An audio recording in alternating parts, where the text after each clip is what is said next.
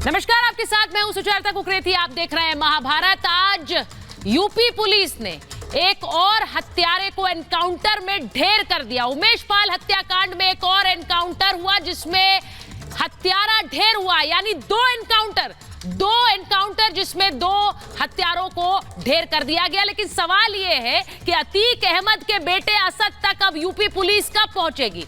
मैं सबसे पहले आपको एक बयान सुनाना चाहती हूं जो अतीक के बेटे का बयान है, इसे सुनिए, उसके बाद महाभारत।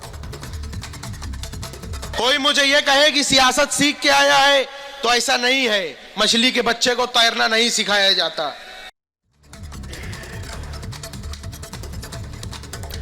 मछली के बच्चे को तैरना नहीं सिखाते हैं, पुरानी कहावत है। और अतीक अहमद का बेटा एक सभा में वही कहावत दोहरा रहा था कि मछली के बच्चे को तैरना नहीं सिखाते हैं।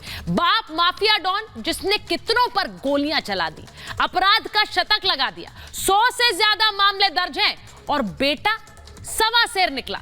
योगी राज में दिन दहाड़े गोलियां चलाई, कई मामले दर्ज हैं। यानी डॉन ने बेटों को भी क्राइम विरासत में दे दिया। मछली के बेटे को तैरना नहीं सिखाते हैं, सोचिए। लेकिन जिस परिवार ने दर्जनों घर उजाड़ दिए, अपहरण, फिरौती, हत्या करने से पहले एक बार नहीं सोचा, आज उस परिवार को एनकाउंटर का डर सता रहा है। अतीक अहमद की बहन ने आज प्रेस कॉन्फ्रेंस कर कहा कि मेरे भाई अतीक और उसके बेटे असद का एनकाउंटर हो सकता है। अब सवाल ये, जब मछली के बेटा तैरना सीख रहा था, यानी डॉन का बेटा डॉन बन रहा था, हथियार उठाकर गोलियां चला रहा था, तो किसी ने नहीं रोका, ना हत्या से ना गोली चलाने से। लेकिन आज खुद पर आई तो एनकाउंटर का डर सता रहा है। अब यूपी पुलिस एक एक करके सबको ढेर कर रही है। आज इसी पर कर रही हूं महाभारत। पहले ये रिपोर्ट देखिए।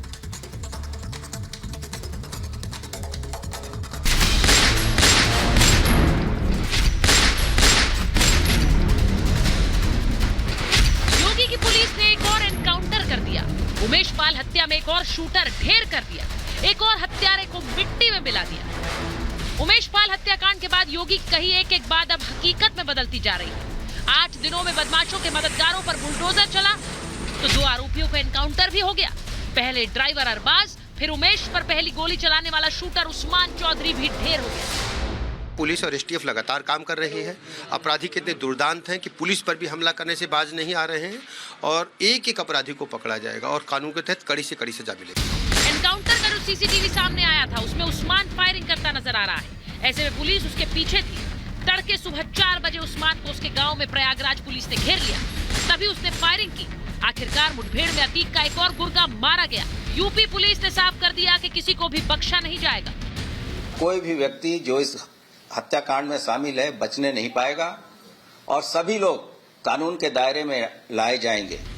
प्रयागराज हत्याकांड में 7 शूटर्स शामिल थे। इनमें से अरबाज और उस्मान का एनकाउंटर हो चुका है, यानी अब तक 2 ढेर कर दिए गए। और अब अतीक के बेटे असद समेत 5 की उल्टी गिनती शुरू हो चुकी है, जिनमें असद के साथ गुड्डू मुस्लिम, अरमान, मोहम्मद गुलाम, साबिर भी शामिल। यानी अतीक के बेटों समेत 5 शूटर्स का उल्टा काउंटडाउन लगातार तेजी से बढ़ रहा है। 5 फरार आरोपियों पर यूपी पुलिस ने इनाम बढ़ाकर अब 2.5 लाख कर दिया था।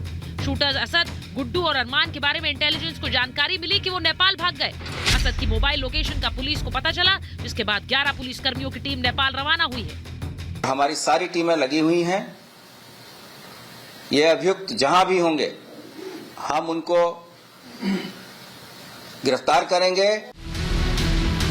योगी सरकार की कार्रवाई पर अब विपक्ष के सुर भी धीमे पड़ गए। सवाल ये है, न्याय नहीं हो पा रहा है। पूरे प्रदेश में कानून जो व्यवस्था है वो ध्वस्त हो चुकी है। अखिलेश के तेवर नरम हो गए हैं तो योगी के ताबड़तोड़ एक्शन से अब डॉन अतीक और उसका परिवार डरा हुआ है। जिसने कई लोगों के परिवार उजाड़ दिए, उस अतीक के परिवार को अब अतीक अहमद, भाई अशरफ और बेटे असद के एनकाउंटर का डर सता रहा है। वो बाहर निकालते हुए कुछ भी किसी भी तरह हत्या कर सकते हैं। सर, हम बता रहे हैं, हमको 3 दिन यही टॉर्चर किया गया कि तुम्हारे भाई बच नहीं सकते, उनकी एसडीएफ हत्या कर देगी।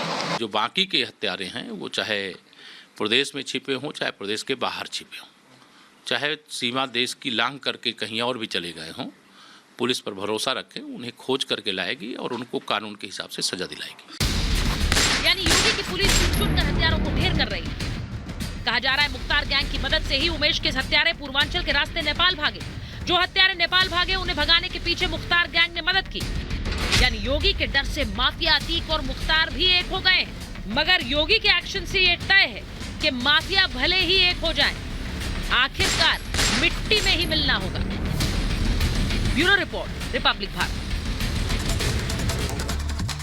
2 एनकाउंटर हो चुके हैं। अब सवाल ये पूछा जा रहा है कि क्या अतीक अहमद के बेटे का अब एनकाउंटर तय है? अगर गिरफ्त में नहीं आएगा, अगर सरेंडर नहीं करेगा, इनाम भी घोषित कर दिया है। 2.5 लाख का इनाम घोषित है अतीक अहमद के बेटे असद पर।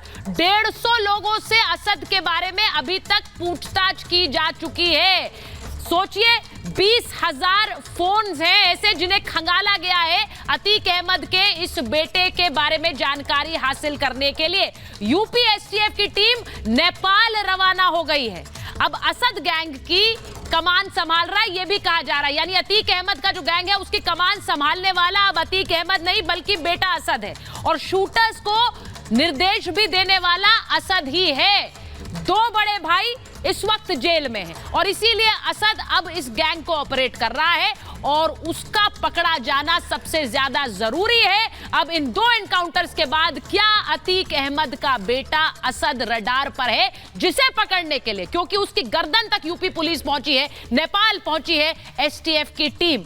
मैं आपको एक बार बताऊं, क्योंकि अब 2 एनकाउंटर के बाद बार बार यह सवाल पूछा जा रहा है कि अतीक अहमद तक कब पहुंचेंगे यूपी पुलिस के हाथ।